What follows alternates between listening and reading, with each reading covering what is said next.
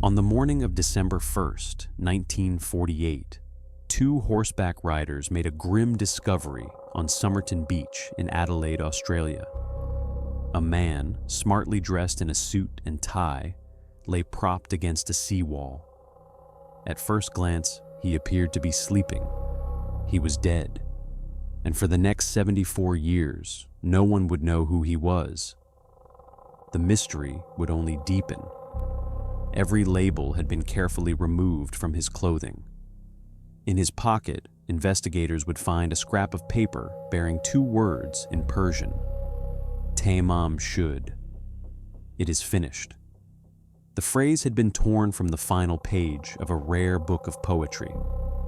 Inside that book, police would discover what appeared to be a secret code never deciphered.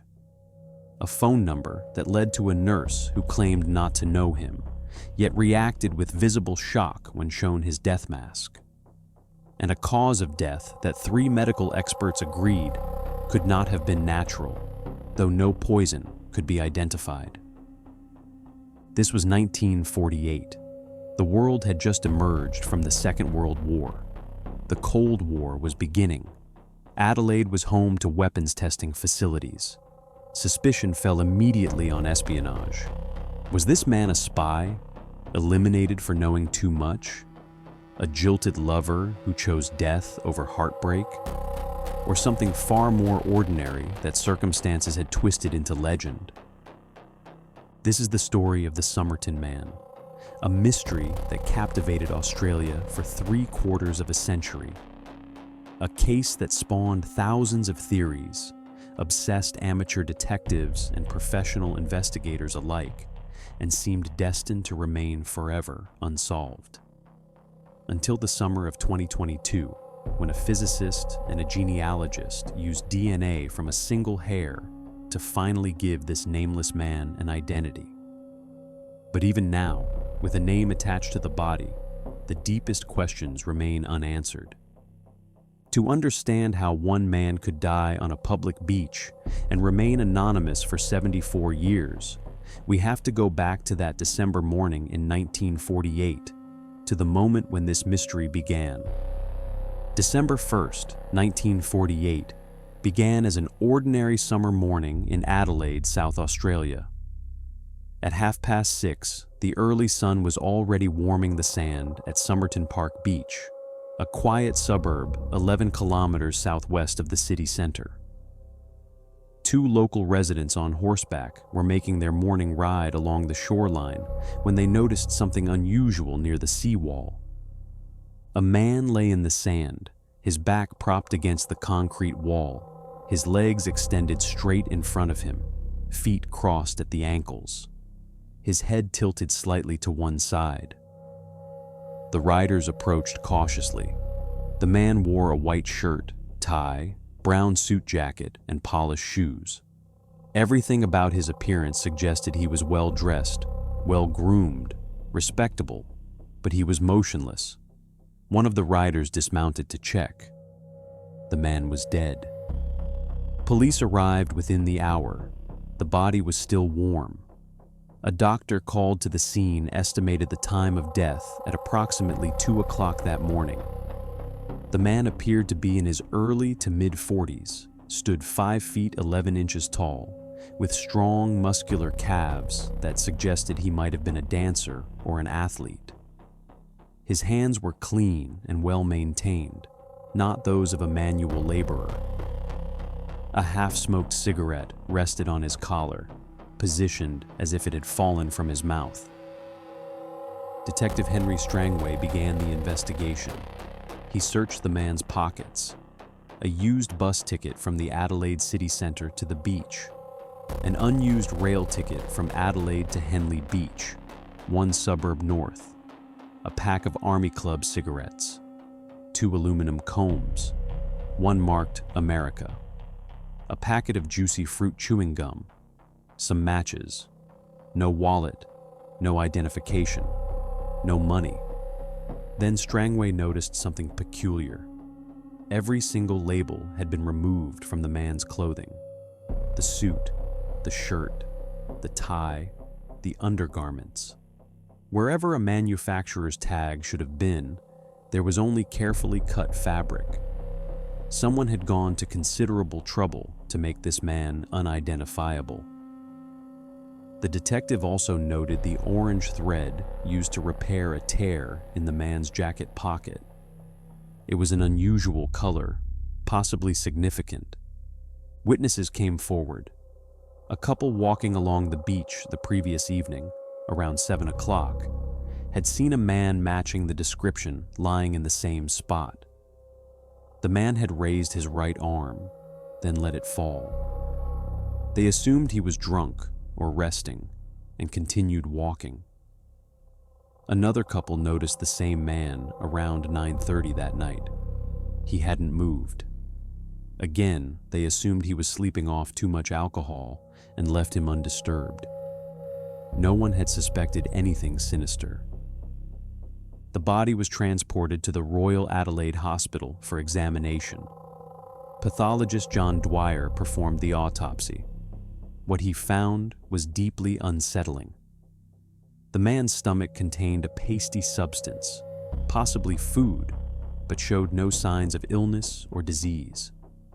His heart, liver, and kidneys appeared healthy.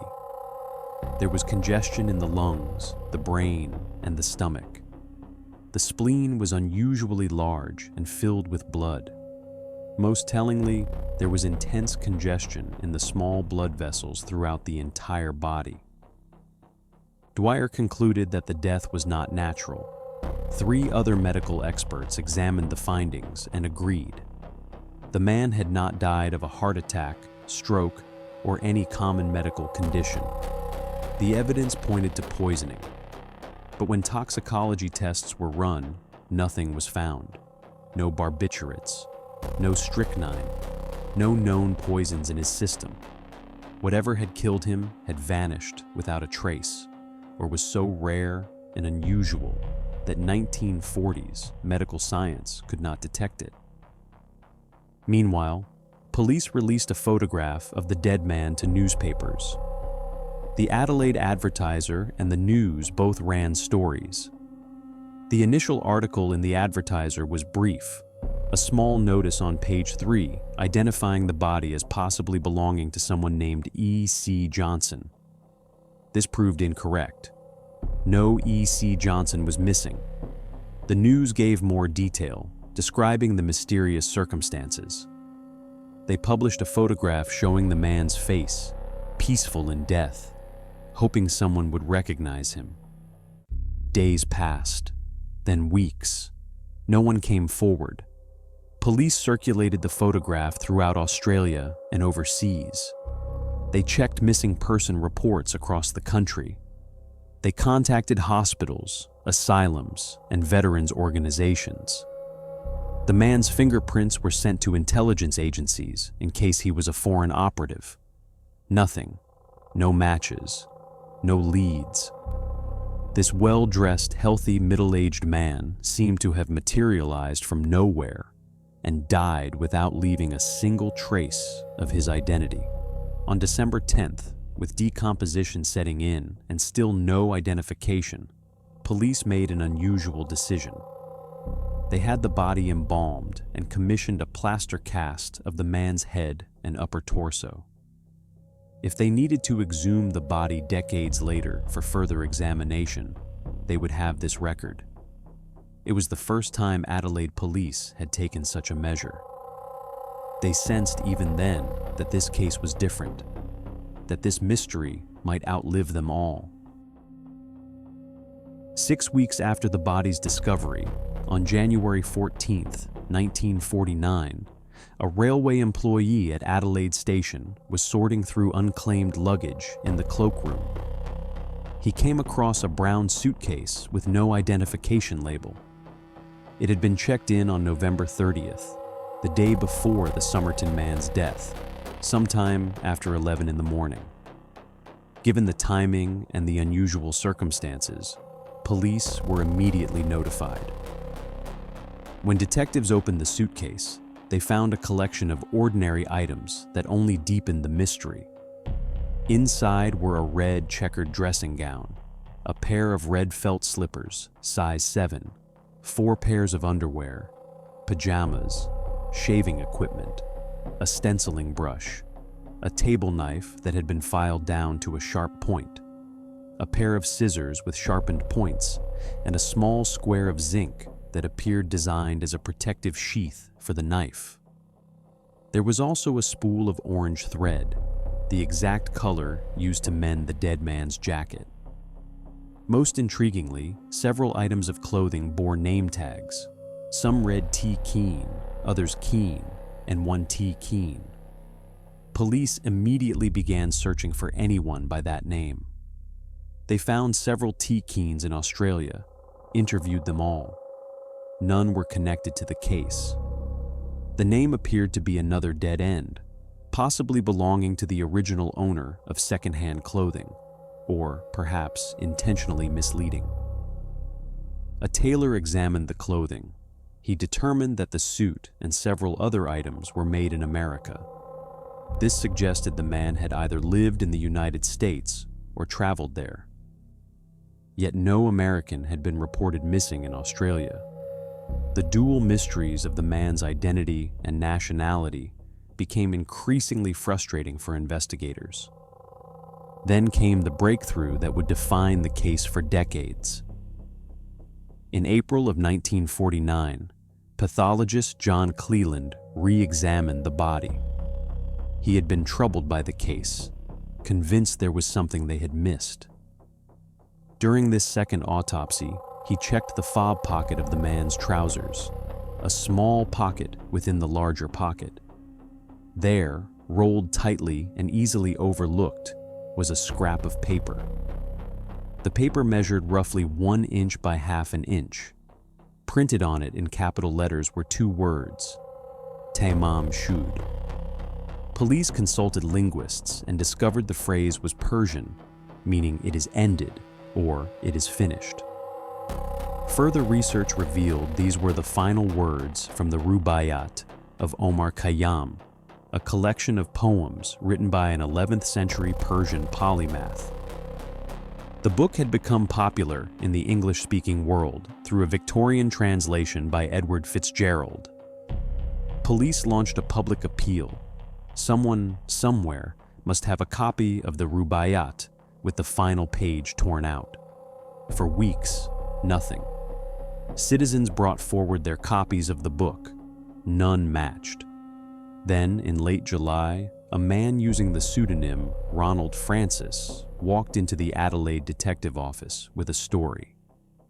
Francis explained that on the morning after the body's discovery, either December 1st or shortly thereafter, he had gone to Somerton Beach with his brother-in-law. When they returned to their car, which had been parked near the beach with the windows rolled down, they found a copy of the Rubaiyat lying on the back seat. Neither man owned the book. They assumed someone had dropped it or left it by mistake. Francis had taken it home and forgotten about it until he read about the Tamám Shud clue in the newspaper. Detectives examined the book. The final page had been torn out. It was an exact match to the paper found in the dead man's pocket. This was the book. But the mystery only deepened when investigators examined it more closely under oblique lighting. On the back cover, someone had written in pencil. There was a local phone number. Below it, what appeared to be a cryptic code. 5 lines of seemingly random capital letters. Some letters had been crossed out. There was also what appeared to be another phone number, though this one was incomplete. Cryptographers were brought in. Military intelligence analysts examined the code. No one could break it. Various theories emerged. Perhaps each letter represented the first letter of a word, making the lines abbreviated sentences. Perhaps it was a substitution cipher. Perhaps it was simply meaningless, the idle scribbles of someone who owned the book. The phone number, however, was traceable. It belonged to a woman named Jessica, known as Jo Thompson. She was a nurse who lived in Glenelg. a suburb very close to Somerton Beach. Police interviewed her in late July. They showed her the plaster cast of the dead man's face. According to Detective Sergeant Lionel Lean, who was present, Thompson reacted with visible shock and appeared to nearly faint. But she insisted she did not know the man. She had never seen him before. Thompson did admit one thing. She had once owned a copy of the Rubaiyat. In 1945, while working as a nurse during the war, she had given it as a gift to a lieutenant named Alfred Boxall. The two had developed a friendship, perhaps more, though Thompson was evasive about the details. Boxall had survived the war and was alive and well in Sydney. When police contacted him, he still had the book Thompson had given him, with her inscription inside. The final page was intact. This was not the book found at Somerton Beach. So if Thompson's gift to Boxall was not the source, where had this second copy come from? And why did it have her phone number inside? Thompson offered no explanation. She requested that police keep her name out of the newspapers, citing concerns about her reputation. She was married to Prosper Thompson, though there were whispers that her son Robin, born in July 1947, bore a striking resemblance to the Somerton man. Some theorized that the dead man was Robin's father, come to Adelaide seeking Thompson, only to be rejected and choosing death. These suspicions would haunt Thompson for the rest of her life. In interviews decades later, those who knew her insisted she knew more than she admitted. Author and investigator Jerry Feltus spoke with her in 2002. He came away convinced she had known the dead man's identity, but had taken that secret to her grave when she passed away in 2007. With no clear answers emerging from the physical evidence, theories began to multiply. The most popular was espionage. The year was 1948. The Cold War had begun. Australia was strategically important, home to the Woomera weapons testing range where Britain and Australia were conducting rocket and nuclear tests. Intelligence agencies from multiple nations operated in the region. The Somerton man had all the hallmarks of a spy story. The removed labels suggested someone trying to hide their identity. The code in the book appeared to be encrypted communications. The possible use of an undetectable poison was consistent with intelligence assassinations of the era, and there was precedent. In 1945, a man named George Marshall had been found dead in a Sydney park, also with a copy of the Rubaiyat nearby. Was there a connection? Investigators pursued the spy theory vigorously. They checked with intelligence agencies. They investigated anyone with connections to espionage. Alfred Boxall, Thompson's wartime friend, had worked in military intelligence, which only fueled speculation. But no concrete evidence emerged linking the Somerton man to any intelligence operation. The spy theory remained just that, a theory with no proof. Others suggested the man was a victim of a romantic tragedy. The poetry book, with its themes of fate and mortality, suggested someone contemplating death. If he had come to Adelaide seeking Jessica Thompson, perhaps hoping to reunite with a past love, or meet a child he believed to be his, and if she had rejected him, might he have chosen to end his life on a beach near her home?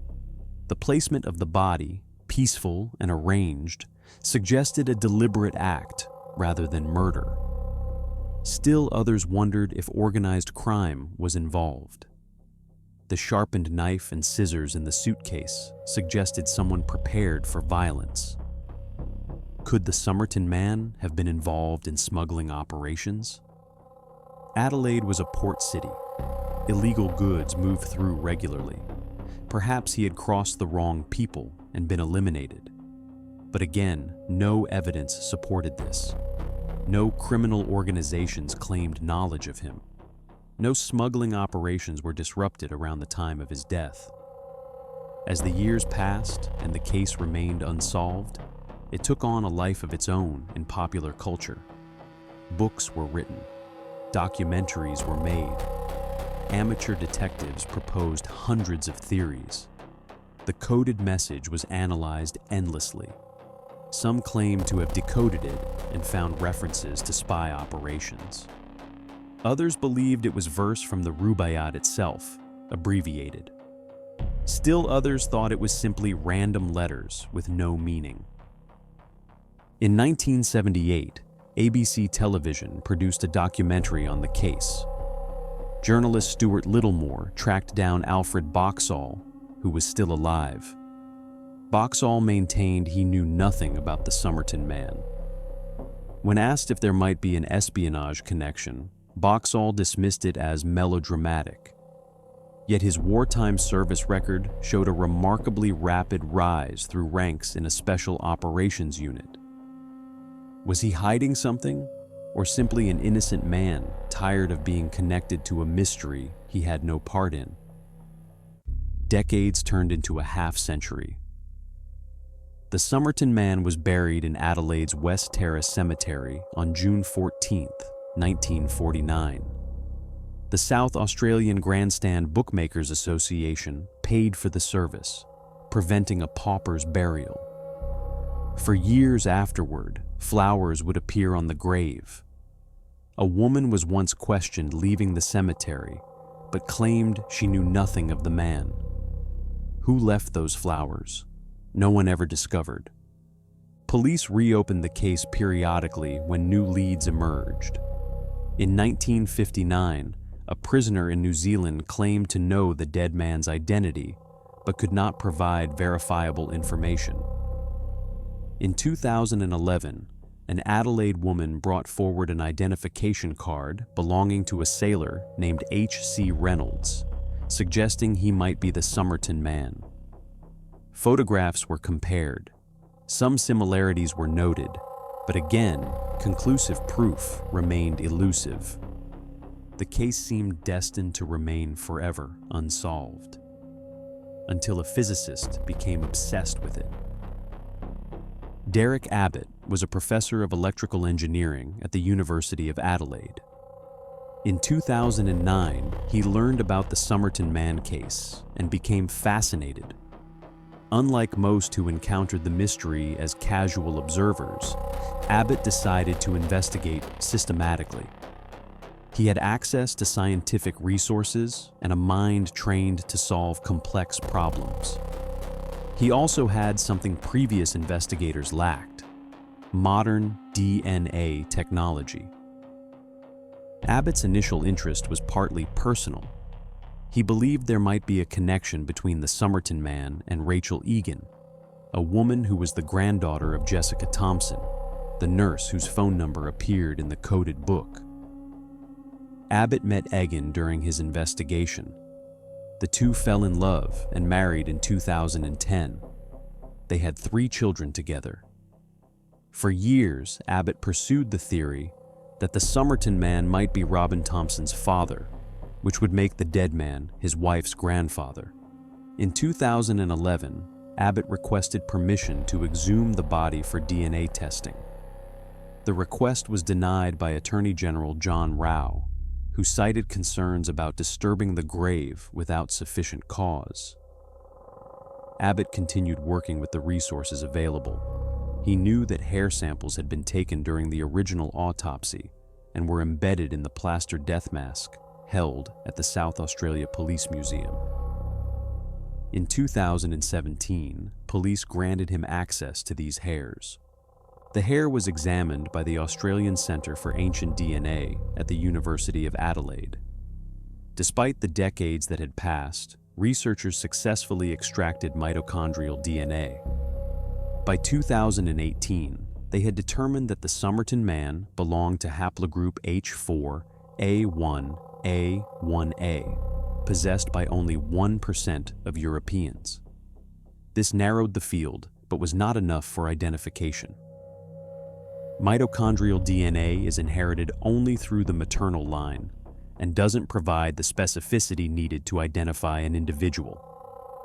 Abbott needed autosomal DNA, which includes genetic material from both parents and is much more specific.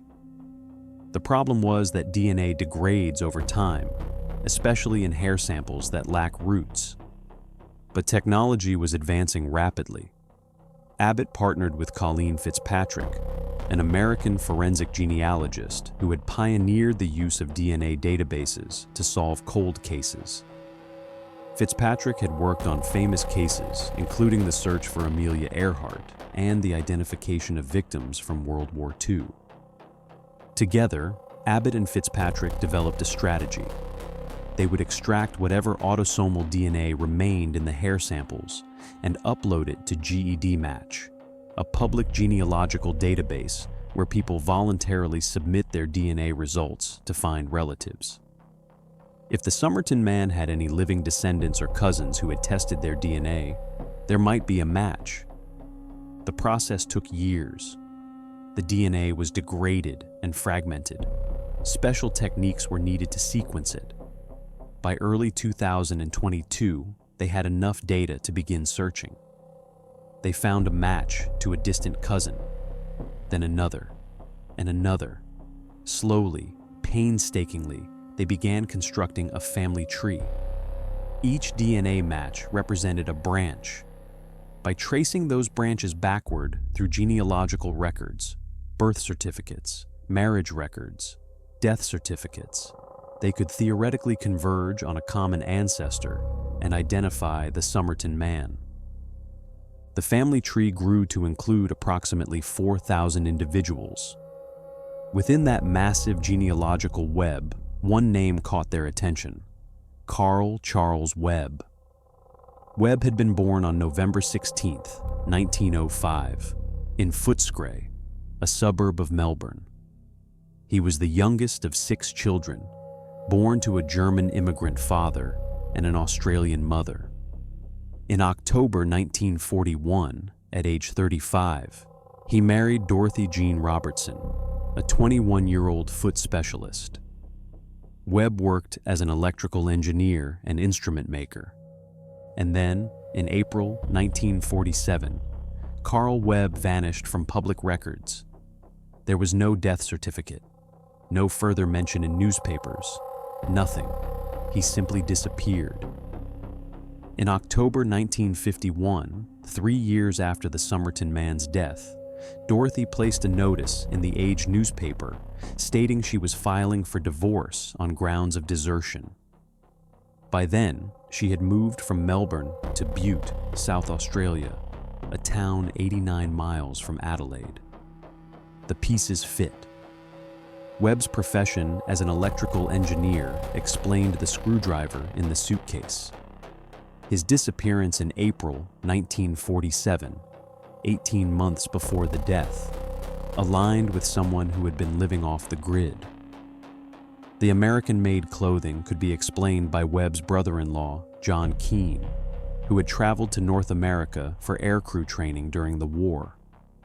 Keane had collected American items, and the name T. Keane or Keane on the clothing in the suitcase. Webb's sister Frida was married to Thomas Keane. The clothing had likely belonged to a family member. On July 23, 2022, Abbott and Fitzpatrick received final DNA confirmation from living relatives of Carl Webb. The matches were solid on both maternal and paternal lines. As Abbott later explained, in all the soup and ocean of DNA cousins, they had been able to connect specific relatives to Webb's father and others to Webb's mother. The triangulation was complete. The Somerton man was Carl Charles Webb. On July 26th, Abbott announced the identification to the world. International headlines proclaimed the mystery solved after 74 years.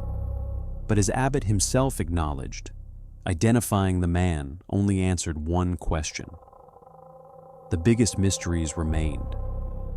Why did Carl Webb die on Somerton Beach? How did he die?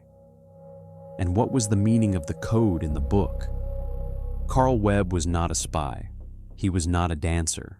He was not a romantic lead from a tragic love story. He was an electrical engineer from Melbourne who had left his wife and disappeared from public life.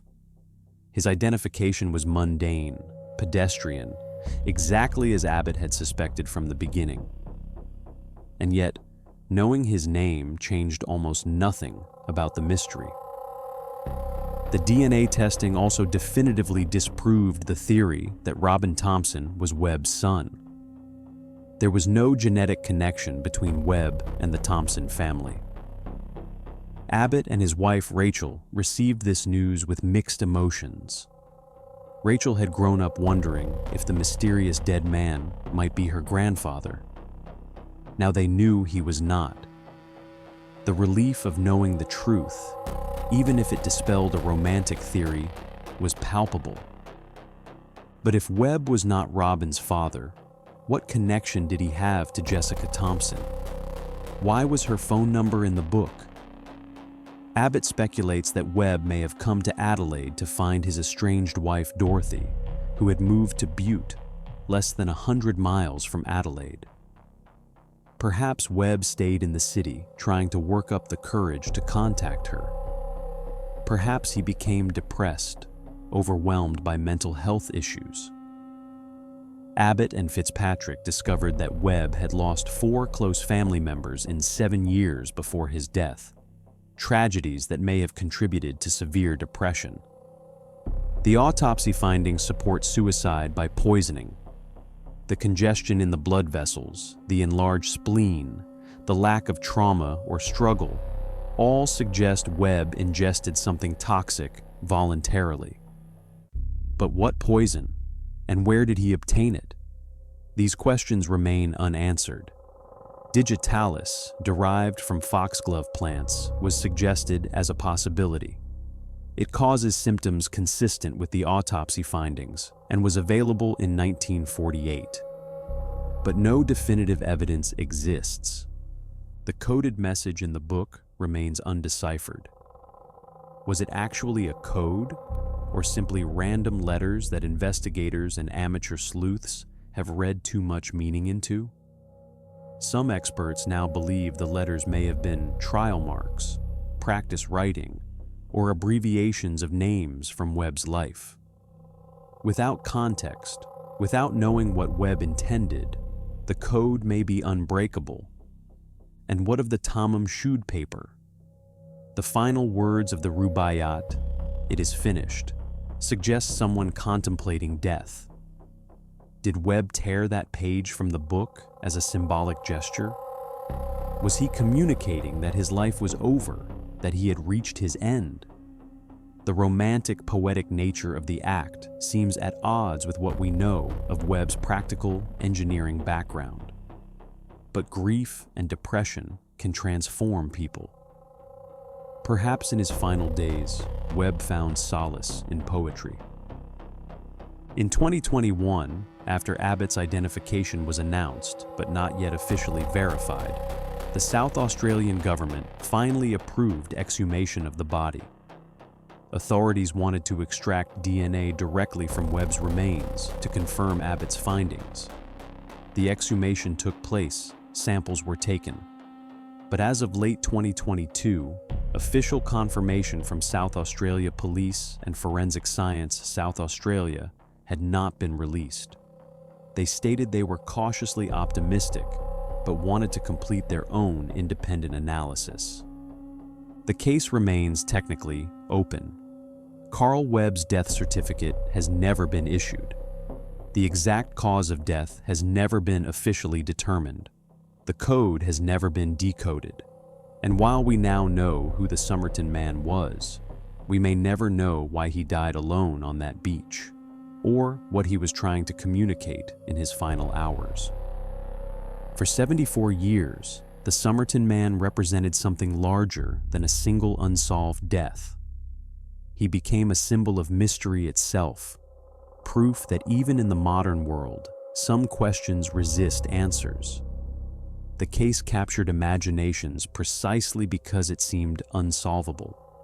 the perfect cipher, the unidentifiable body, the hints at espionage, romance, tragedy, all wrapped in an enigma.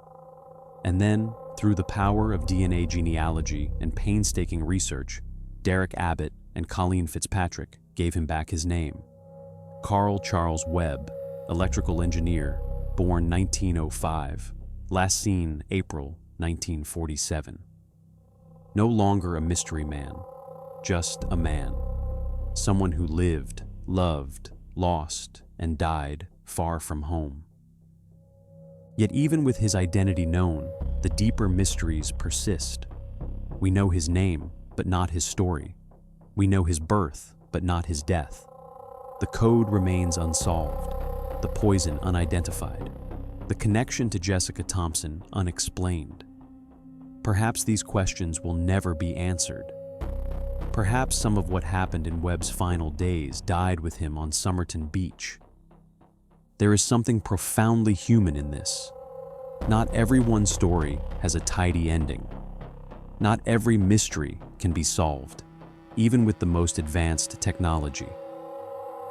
Carl Webb's life ended in questions, and 74 years of investigation could not provide all the answers.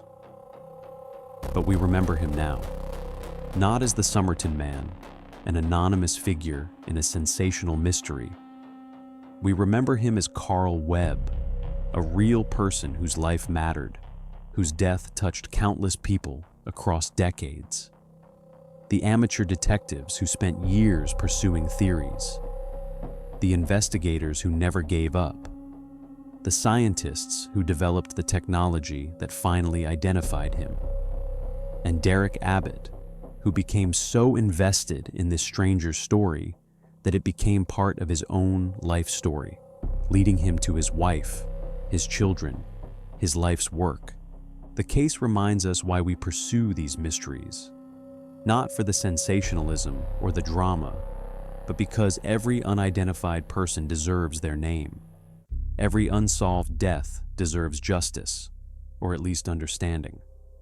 Carl Webb has his name back. The rest, perhaps, belongs to history. The unanswered questions, the coded messages, the theories and speculations will likely continue for generations. And somewhere in Adelaide, on a simple grave marker in West Terrace Cemetery, the inscription can finally be updated. The Somerton Man, also known as Carl Charles Webb, identity unknown for 70 years, now known, yet still mysterious, remembered, his story told.